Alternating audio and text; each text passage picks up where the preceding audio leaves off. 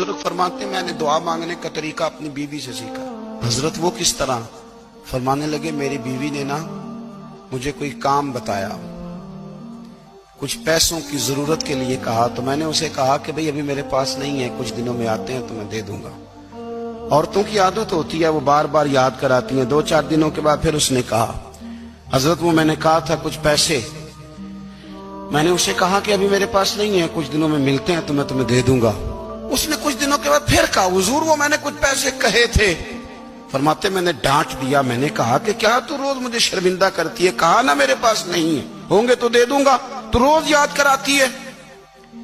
فرماتے ہیں اس نے پہلے تو میری ڈانٹ کو سہا، پھر میرے سخت جملوں نے اس کی آنکھوں میں آنسو پیدا کر دیے، پھر اس نے اپنے آنچل میں اپنے اس دکھ کو سمیٹا، اور پھر اس نے ایک جملہ کہا تو میں رو پڑا، اور مجھے اپنے رب سے مانگنے کا طریقہ آ گیا۔ مجھے کہنے لگی حضرت جی آپ نے ڈانٹ دیا، میں نے سہ لیا، پر آپ ہی میرے شوہر ہیں، بتائیں نا آپ سے نہ کہوں تو میں کس سے جا کے کہوں۔ فرماتے ہیں میں رو پڑا، اور میں کھل کے رویا، اور میں تڑپ کے رویا، اور پھر میری سسکیاں بند گئیں۔ تو مجھے کہنے لگی آپ کو کیا ہوا؟ میں نے کہا مجھے بھی دعا مانگنی آ گئی ہے۔ جب میں اسے کہوں گا نا اللہ تو ہی میرا رب ہے، میں تجھ سے نہ کہوں تو میں کس سے جا کے کہوں؟ میں کیوں کسی بندے سے سوال کروں؟ میں کیوں کسی دنیا دار سے کہوں؟